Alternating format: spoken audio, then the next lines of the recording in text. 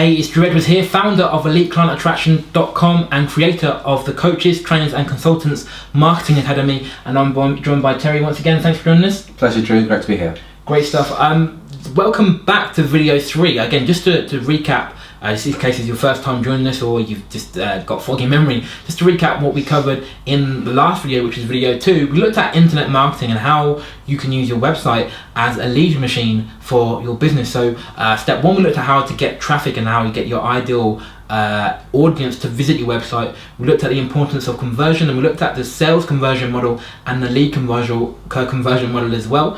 Step 3, we looked at the email follow-up and how you follow up with your prospects using an autoresponder once they've given you their details, once they've requested that information. And we looked at combining both offline and online combination and having a multimedia campaign. We looked at the importance of video as well and why it's something you should be at least testing in your business. And then we talked about the importance of testing and measuring overall and testing each and every element of the stage. And welcome to video 3, the final video in the series. Again, thank you for all of you that have either emailed me or posted your comments below. It's been really good to hear from you. It's been really good to sort of get your feedback and insight as to what we're trying to do here.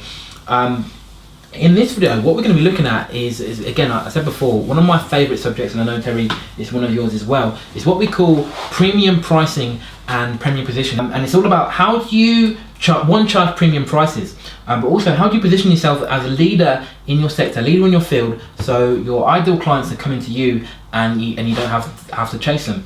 And I mean, one of the questions that I often get asked on this subject is why do we sort of cover them both at the same time? For me, they go hand in hand, because you can't claim to be you can't charge premium prices and claim to be the best coach, trainer or consultant, because you can't charge premium prices. You can't charge low prices and then claim to be the best coach, trainer or consultant, because the two just don't go hand in hand. Again, the example I always use here is you think about luxury cars.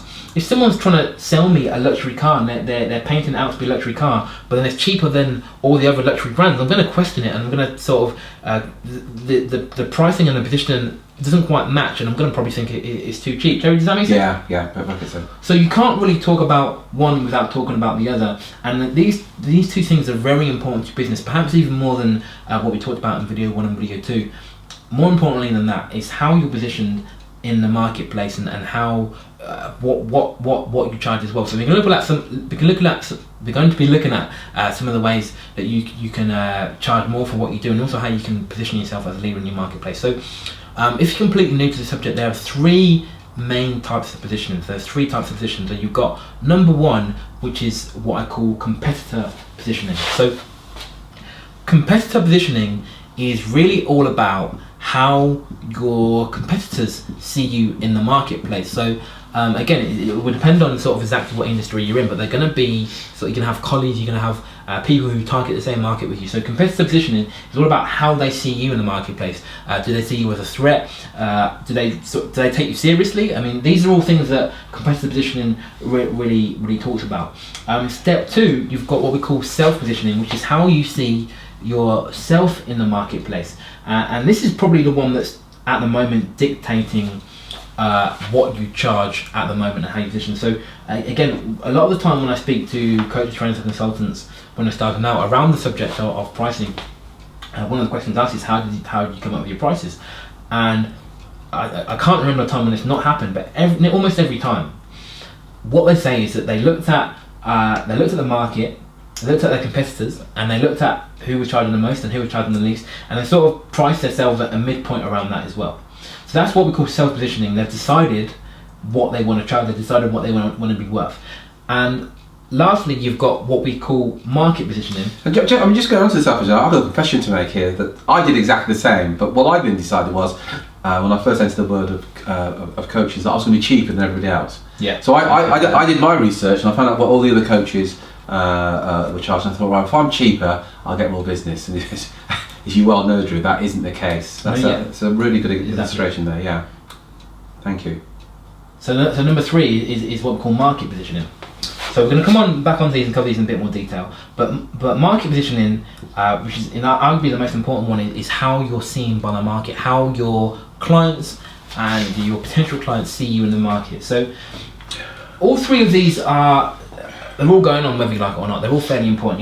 Your competitors are going to have a view on where you are in the market. Obviously, you know yourself where you think you are, how you rate your services and what you do against competitors, and then there's also what the market actually thinks as well. Really, the only one that's really important, and luckily the only one that we can really do something about, is market positioning, how your market sees you, because this is going to determine, no matter how you see yourself, no matter how your competitors see you, your competitors could think that you've got the best service and you're the best guy or girl going. If the market don't think that, it doesn't matter. You could think you're got the best service or you're the best guy going. If your market don't think that, it doesn't matter. Again, sort of on the other end, your competitors think that your service and your offering is complete rubbish. If the market think it's good, then it really doesn't matter. So the market is really the only one that really affects right now what you are able to charge and what you're able to make as a coach. But here's where the other two become, I guess, important and worth thinking about. More so self-positioning. So self-positioning, one of the sort of problems with self-positioning and pricing is that it's often an internal thing. So I can go to a coach, trainer or consultant and say to put your prices up because the market sees you as better than what you're worth. But unless they are comfortable with it, it just won't happen. So it's kind of, we need to always be working on this. We always need to be working on how we see ourselves in the market, how we value our services compared to everybody else. We all need to be working on that. But ideally, it's the market positioning that we need to be working on the most, because that's the only one that's going to determine. It's your market who actually spend money with you. You don't spend money on yourself. So that's the one that's really important. Terry, does that make sense? Yeah, very, very well put, Drew. Great stuff. So again, and there's no right or wrong here, but what I always say to coaches, trainers, consultants is that someone has to be the person that charges the highest fees. Oh, really good point there. Yeah. Someone has to be the leader in the market. Someone has to be the sought after guy or girl. Someone has to be the one that all their competitors look up to. So why shouldn't that someone be you? Now again, there's no right or wrong. I'm not saying that you should or shouldn't, but I mean, can you give me a reason why not? Why, if you're going to do the same thing anyway, wouldn't it be nice to get paid the premium for what you do rather than be sort of a mediocre offering in your marketplace? Wouldn't it nice to be the best? Wouldn't it nice to be the Rolls Royce of your market? In my view, the answer is yes. So this is what I'm always sort of telling coaches to do, because when you do that, when you get your position right and you get your prices right, you can earn more but work less. I mean, people always think that it's, I mean, let's imagine that we've got two products. One costs 100. Let's say I sell handbags. One costs £100. One handbag costs £100. One costs £1,000. Is it 10 times harder to sell the handbag that costs £1,000? The answer is probably not. Okay, so why? So when you charge premium prices, you get to work a lot less. But some of the objections that I get is, and again, I know when we went through this exact same objections ourselves, and we had someone who told us to charge premium prices, we had the same thing. So one of the biggest objections is, we believed, and I know a lot of coaches, trainers and consultants believe, that our clients and your potential clients will relentlessly seek out the cheapest price. Now, I'm here to tell you that's not true. It's a myth. And if you think about it, if that were true, and if we all as a nation relentlessly looked for the cheapest price, we would all drive around in the cheapest cars, we would all go on the cheapest holidays. If we wouldn't even go on a holiday, to be fair. We'd all eat the cheapest meals, we'd all have the cheapest clothes. It just doesn't happen. Okay, people do not buy based on price and price alone. And don't get me wrong, there are percentages of your market that buy based on price and price alone, about 20%, if that. And my advice to you would be to avoid those people like the plague. The reason being is, when someone buys on price, if someone's buying from you for the sole reason that you're the cheapest provider out there, they've got zero loyalty. Think about this. Here's the fact: no matter how cheap you are, someone is always willing to offer it cheaper than you are. Okay, I'm going to say that again because it's an important point. Someone is always willing to offer it for cheaper than you are. And when that person comes along and speaks to your client who's buying from you just on the back of price, and they say they're going to do it cheaper, your client's going to leave. There's no loyalty there. If the only thing keeping them with you is your price, when someone comes and offers it cheaper, they're gone. So you want to avoid those people. Now, again, when you think about the clients who have probably been the most hassled, the ones who have been late payers, the ones who you didn't enjoy working with, ones that you perhaps resented working with, usually they have one thing in common, that is that they piss and moan about the price. So anything you want to add to that? Because I know you've experienced this. Yeah, you've made some really good points there. I think the last point you just made there about the cheapest clients are usually the ones that give you the most hassle. That's a really good point, and we've all experienced that. So you said earlier about, why not you be the premium coach, trainer, consultant? Certainly, one of the things that we found is that the resentment and frustration that you have where you're selling your services, your coaching, training and consultancy purely on price, you completely eliminate it. There is nothing more frustrating, as you know, Drew, and the resentment you have because clients are coming to you purely on price. And I want to say right here, I'm guilty of that at one stage, because I thought, if we were the cheapest, we'd get more business. But it does create that resentment and frustration. Yeah. Because you kind of realise that, well, they're only here because we're really cheap, and when a client says to you, well, I'm working with you because you're cheap, doesn't really make you feel good, trust me on that. It really doesn't. Thanks, Drew. And if you're really good at what you do, shouldn't you get paid what you're actually worth? I mean, isn't that given? And it's down to you to decide. You have to make that choice. You have to decide. Only you can change your prices, and all it takes is a decision. I know it's a hard one, depending on how you see yourself in the market, but it is you that needs to make that decision. Another sort of objection that I get around pricing is that people believe, and again I know we thought this as well, that if you're more expensive than your competitors, and you give your competitors the edge. And again, I'm going to tell you a complete and utter myth. So I talked about there's perhaps 20% of the market who will relentlessly seek out the cheapest price and buy based on price alone. There's also a percentage of the market at the other end who will relentlessly look for the most expensive thing, and will look for the most expensive thing, and will look for the most expensive price alone. And probably in reality, we all fall into each category at different moments in our life. So for example, I'm not really into gardening. If I go to buy a shovel, for example, I don't know anything about shovels. If they're all lined up, I'm just going to get the cheapest one probably, because they don't mean anything to me. But perhaps maybe I'm buying a gift let's say I'm going to buy some flowers for my mum, and I walk into the store and there's 3 bouquets of flowers. I'm going to probably go for the premium one, because I want to feel like I'm getting the best one. It doesn't even necessarily mean it is the best, but I want to feel like I'm getting the best one. So we probably fall into each category at different times. But my point is, you do not give your competitor the edge. If that was true, think about all the luxury brands like Rolls-Royce, think about Prada, all these luxury brands that we know. If that were true, they would all be out of business. Yeah, but for them, even when the recession hit a few years ago, they were safe, because the people who were buying from them weren't really affected by the recession. And again, that's another thing to think about as well. If you're targeting the lower end of the market and you're the cheapest, what happens is when that client that you're working with has a problem with cash flow, you're often the first thing to go. The top end of the market, although they do have problems with cash flow, it's at a different scale. So often they appreciate the value in what you do, so they keep you on because they know you're going to help solve a problem that they're having. Terry, does that make sense? Yeah, very well put. Very, very well put there. Yeah, excellent. Well put. And sort of the last big thing that I get is that you can't raise your prices without losing business. And again, that's not true.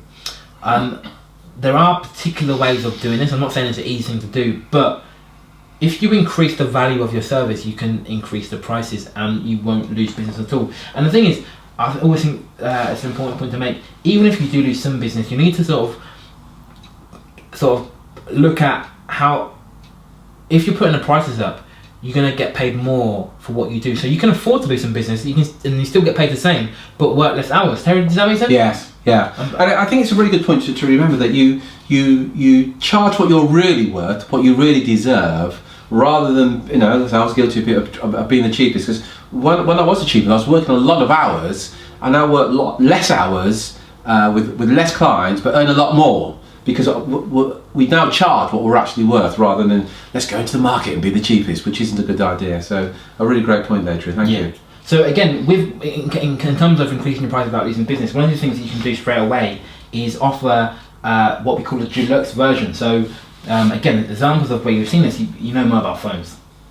So you can get one of them in mobile phone, or they do diamond or gold encrusted ones. They're deluxe versions of what you offer, and people will go for that. It's almost like the VIP treatment, the VIP service of what you offer. So whatever you offer now, simply having available a VIP version of that where you perhaps give them more value, perhaps more of your time, perhaps they get additional bonuses, whatever it is, it's a completely different offer. You can charge more for it without losing any business. And as I said before, there are a percentage of people who are always looking for that premium VIP service. So if you don't have it in your business now, you're missing out. But you can increase the price without losing business, and we go into a lot more detail on how you do that, and also we look at sort of premium pricing as a whole in the Coaches, Trainers and Consultants Marketing Academy. And if you're not already a member, what I suggest is that you go and take your test drive now, because you can get access to all of this for risk-free as well. So again, premium pricing and how you position in the market is very important. Terry, before we sort of bring to an end, anything you want to add? Yeah, what I'd say is go away and look at what you're the competition. Look at yourself,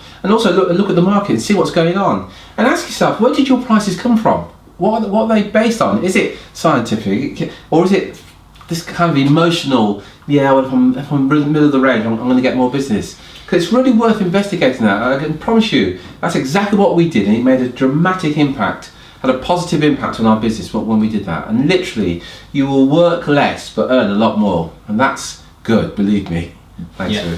Great. So just very, very quickly, I just want to sort of go through a few things that you can do to alter how you position in the market. Now, really a few things that Terry done to change how he's positioned in the market to be positioned as a leader. So the first thing that you can do is one, increase your prices. Immediately, again, as I said before, pricing and positioning go hand in hand. If you're more expensive, your market then assume that you're one of the top guys or top girls. You alter your market positioning. Again, another thing that you did, Terry, you became an author, you wrote a book, you became an author, you became the only author in your sector, so you're positioned as a leader. Again, speaking events and seminars, again, a really good way, speaking from the stage, a really good way to position yourself as a leader. What you also did is you sort of formed joint ventures and alliances with some of your competitors, some people who were already considered market leaders, perhaps not direct competitors, but who targeted the same market, perhaps offering something differently.